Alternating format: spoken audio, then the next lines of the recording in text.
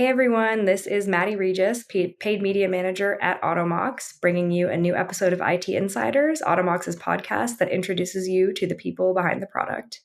This month is October, it's spooky season, but it is also NCA's Cybersecurity Awareness Month. So we're going to be discussing how IT and cybersecurity go hand in hand.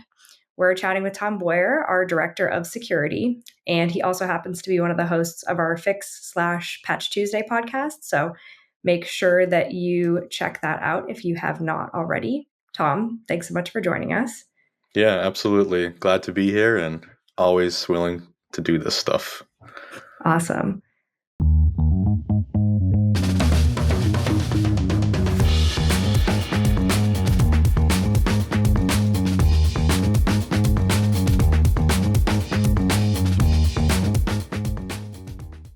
Love it. So let's just talk a little bit about your career background, your current role at Automox. And I ask everyone on this podcast what you would call Automox if it wasn't named Automox.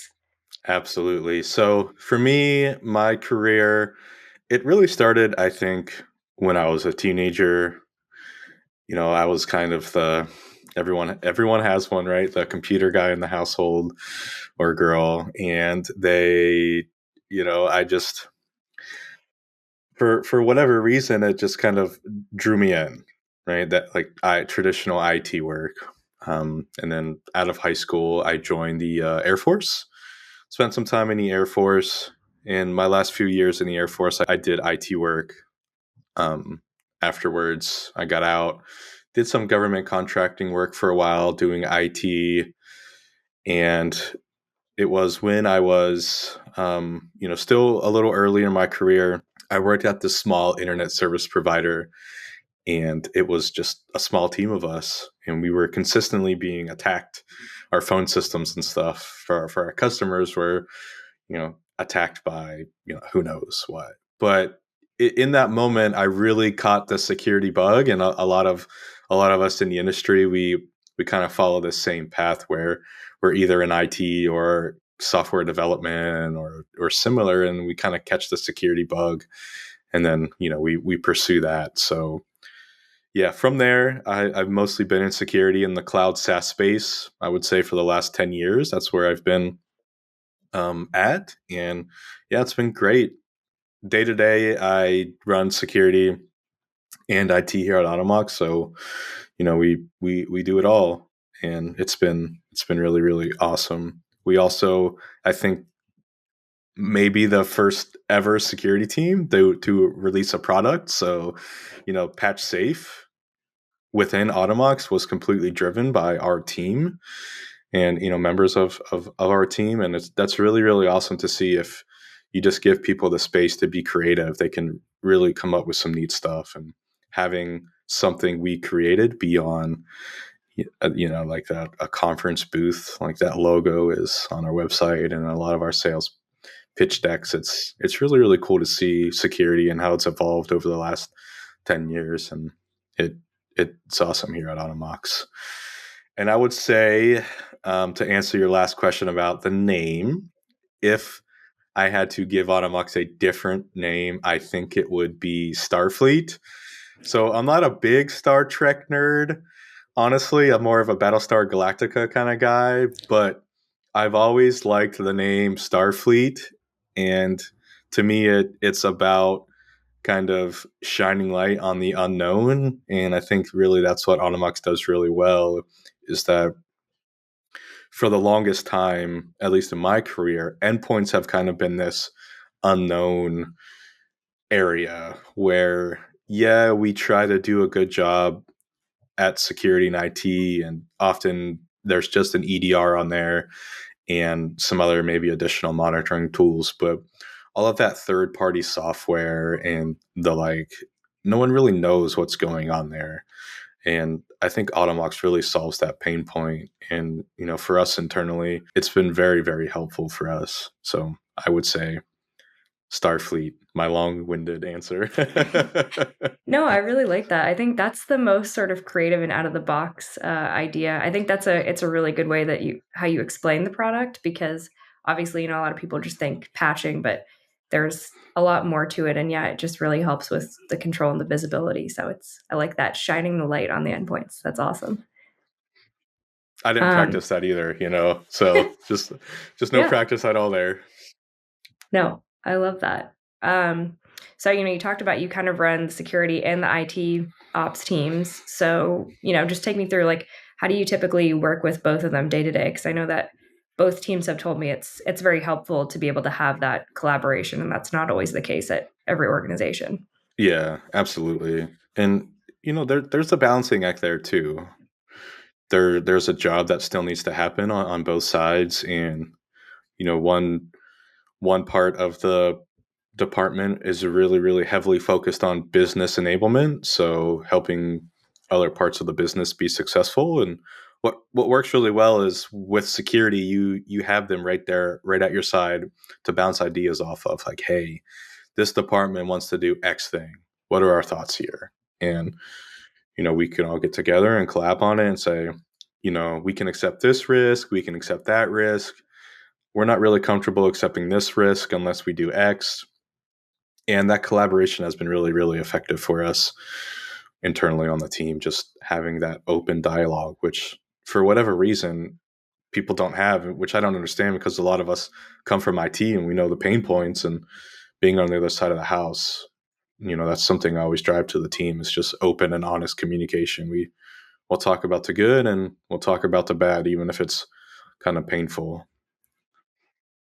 Yeah, I mean, I think, like you said, it's all about that collaboration, and I think it's awesome. And yeah, it's super helpful that it seems like a lot of people who start in cyber or in IT then end up going to cybersecurity. So yeah, you guys, you get each other. Like, it makes sense for sure. Yeah, absolutely. Absolutely. So with that, I know Automox just completed, and hopefully I know that all the SOC terms are there. There's a little bit of funkiness. Hopefully I say it right, but the annual SOC 2 Type 2 and SOC 3 compliance reports. Um, so walk me through a little bit about that process, or as much as you can, obviously, and how did the IT and security teams collaborate on that as well?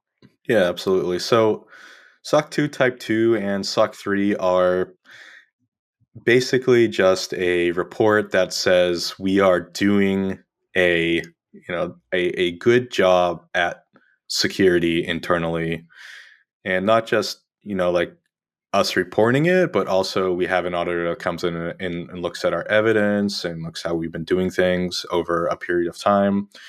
And the SOC 2 Type 2 is it's not a point in time assessment, it's over 6 months, so they'll ask for evidence over that full 6 months. And the SOC 3 is just basically a public version of the SOC 2. So a lot of times the SOC 2 Type 2 needs to be behind an NDA, but the SOC 3 is just like the public version we can share with everybody, and everybody put it on our website, not behind an NDA.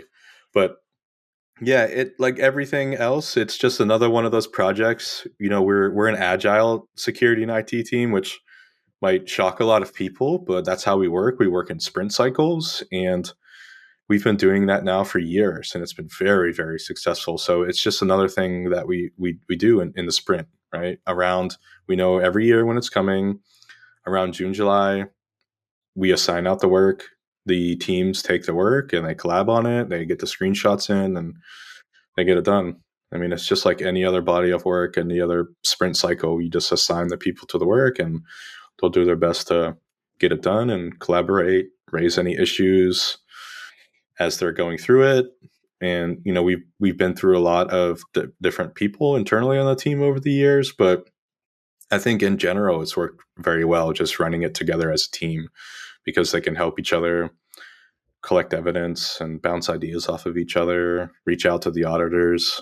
So yeah, we're agile, we run it as sprints, and it's been great. Yeah, I'm sure having that sort of dual visibility, when you can see the whole environment with both teams. And I had no idea about the sprint planning. Obviously, over in marketing, we do that because we've got a lot of different projects. But that's such an interesting and cool idea. I wonder how many other teams for IT and security are doing that. I bet probably not that many. I think it's probably, I would say 50-50. I know lots of IT teams do it, but it's difficult sometimes in security because the day-to-day changes so often, Yeah. and you're responding to alerts, etc. But I wouldn't put it outside of the realm of, ordinary, because I feel operational teams like SRE teams, they have the same type of workload where they respond to alerts and they work in sprints. So to me, it's just, I feel like security teams align closer to like your SRE team than they would like your traditional IT team as far as the body of work goes in the day to day, just based on like the alerts and how they're responding. But yeah, I think just planning in sprints gives people time to reflect and know what they're working on, know how it's, contributes to the overall success of the mission and all those things. And it's, like I said, it's been really successful for us internally. Yeah, very cool. Okay, last question before we get to our game, which, obviously we've been talking about how IT and cybersecurity overlap. So I was curious to know what your sort of top 3 most important IT elements that contribute to cybersecurity are. Like if you had to pick 3 that are really essential to kind of both departments, what would you say? Okay, good question. I'm so glad I prepared for this. So I would say the first one, and I would say it's definitely the most important, and that's just transparency, where you can have open and transparent communication between both teams. And that allows for great conversations. And that's really what it boils down to sometimes when you have to make trade-offs, is just understanding both sides of the argument and choosing the side that you feel has the least amount of business risk. So that would be my number one. And I would say my number two is experimentation. That to me means just people trying and exploring new things, whether that's like in their career today, or maybe they're IT and they want to try security. So they're, doing a little bit of security work here and there on the side, or maybe they're they're security and they're interested in doing, operations or SRE, or, writing software. So they're kind of doing that on the side. And as a leader, you have to find ways to work that into their day to day, so they stay engaged, and it also helps kind of level up the team in general. So yeah, transparency, experimentation, and I think if I was to give one more, it would be almost the same as transparency, but amplification, which to me means we don't let small problems, become big problems. So a lot of the times we will swarm down things, sometimes collaboratively between both teams, even if it's not really us. Security will help IT, or IT will help security. We're just here to do a good job and solve problems and help each other out, and just be good peers to each other. And when there's a big issue bubbling up that might have an outsized impact on either team, we'll just raise an incident, even if it's an IT incident, right? Like, hey, our X software is expiring. It could really, disrupt the business. And those kind of things we could swarm down as a team, um, even if it's not necessarily in your kind of day-to-day wheelhouse. So that would be my top three, I think, if I was to give you any. Yeah. Yeah. No, I love it. I think that's great. Yeah. Love the proactivity for sure, and just the collaboration like we've talked about. So, okay, well, let's get to the fun little part here now. If you've listened to this podcast before, you know that I always end with a little game. So we're going to have a little bit of a October Halloween spooky season game. A little quiz around some classic Halloween Oh God, I'm monsters. about to get an F. Okay. I think I have confidence you'll be okay. I tried to make No them pressure. not too heavy hitters. No pressure.